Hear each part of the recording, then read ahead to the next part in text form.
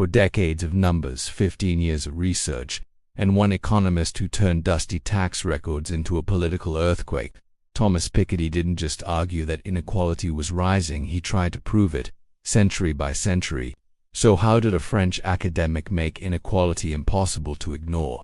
Piketty's story starts far from cable news and bestseller lists. Born in France on May 7, 1971, he trained first as a mathematician at the École Normale Supérieure before moving into economics, earning a PhD through EHES and the London School of Economics track in the early 1990s. By 2000, he was already a professor at EHES, an economist with a historian's patience and a statistician's temperament. For years, inequality was discussed like whether people had impressions, they had theories, they had ideology. What they didn't always have, especially across long stretches of time, was a clean, comparable record. Surveys could tell you something about modern households, but they struggled at the very top, where the richest people often don't show up clearly or don't report cleanly. And if you wanted to understand the early 20th century, surveys weren't even an option. Piketty's big move was to treat inequality like a long-run forensic investigation. Instead of relying on one snapshot, he wanted the whole film reel. That's where tax records come in, because modern income tax systems generate archives that can stretch back a century. In 2003, Piketty and Emmanuel Sees published a landmark paper in the Quarterly Journal of Economics. The title tells you the ambition: Income Inequality in the United States, 1913 a 1998. The method was blunt and powerful. Use individual tax returns systematically to build long-run series on who gets what, especially within the top of the distribution.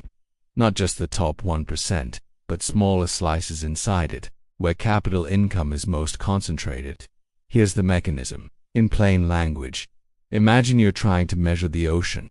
A household survey is like asking people on the beach how deep the water is. You'll get an answer, but the people standing out in the deepest parts aren't the ones you re-asking. Tax data, imperfect as it is closer to a ledger of who actually received what income in a given year, especially at the top. Piketty and Sees built homogeneous series, meaning they tried to make the numbers comparable across time, even though tax laws changed and the population changed. The payoff was a picture that contradicted easy stories. Their results showed a U-shaped pattern in top income shares over the century, high inequality in the early part of the 20th century, a big compression around the mid-century shocks, and then a sharp reversal late in the century. And then comes one of the most important ideas in the paper, an idea that lands like a twist ending. Over the century, they argued, the people at the top changed.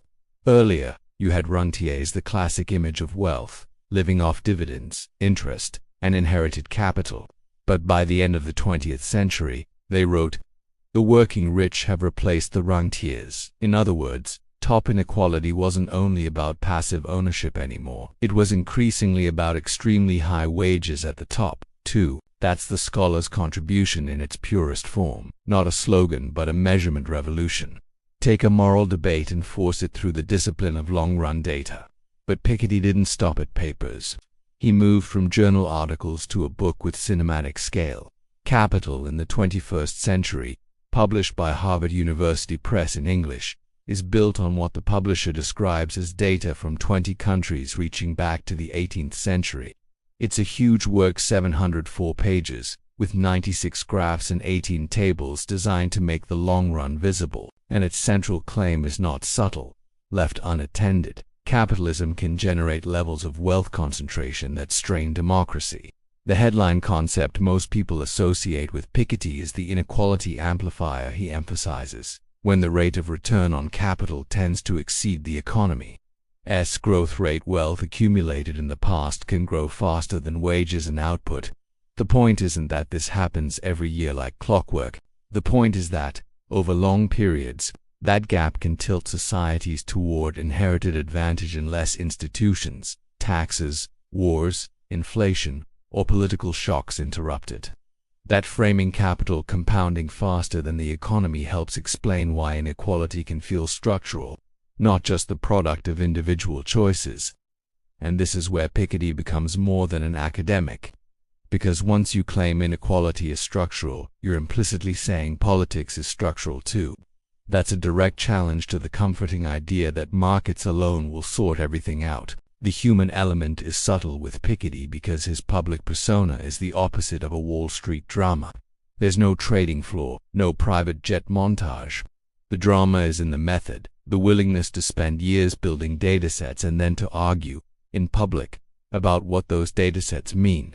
Piketty's career, by his own account, sits at the intersection of economic history and political economy, emphasizing the role of political, social and fiscal institutions in shaping who ends up with income and wealth. That's not just a research interest, it's a worldview.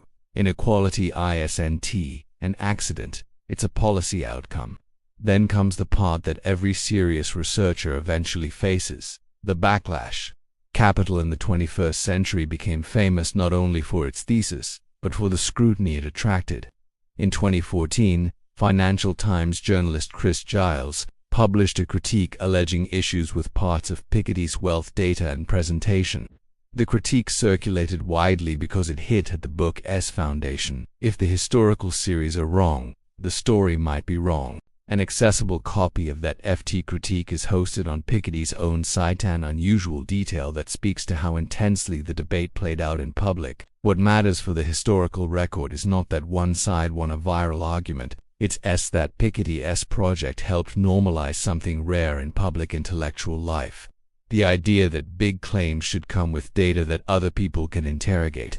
That impulse turned the argument into a database shows up again in his later work and in the institutional ecosystem around him. Piketty is listed as a co-director of the World Inequality Lab and the World Inequality Database, WIDWorld, which positions itself as a long-run inequality data project that combines national accounts, survey data, and fiscal S. WIDWorld also explicitly argues that surveys tend to underestimate top incomes and top wealth shares and emphasizes that its series are not perfect and definitive, but continuously updated as methods and raw data improve. In other words, the Piketty era isn't just about one book, it's about an infrastructure of measurement. You can see the arc in the titles alone. Capital and Ideology expands the argument outward into political systems and belief systems.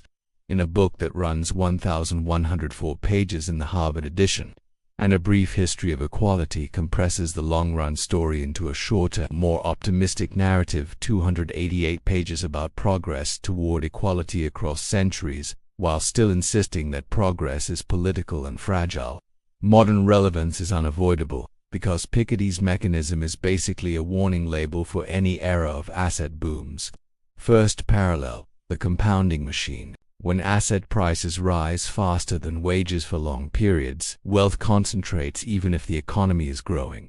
The people who already own the assets get the biggest multiplier. Piketty's work made that dynamic legible with long-run data and a simple framing: returns on capital versus overall growth. Second parallel, the measurement problem. Public debates still rely on data that struggle at the top. WIDWorld explicitly argues that server-based inequality measures can miss top incomes and top wealth, and that mixing fiscal data with national accounts changes what you see. In a world of offshore assets and complex compensation, the measurement fight is not academic, it's the argument. But there's one key difference between Piketty's era and the inequality debates before it.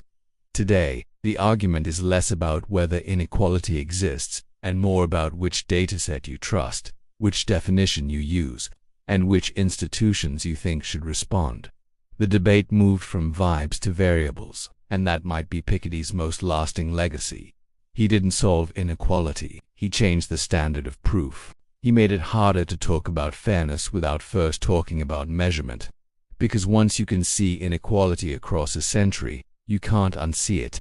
And once you can't unsee it, the only real question left is what your society decides to do about it. This video is historical analysis and educational content only. It is not financial advice, investment recommendations, or a solicitation to buy or sell any securities. Past events do not predict future performance. Consult a qualified financial advisor before making investment decisions.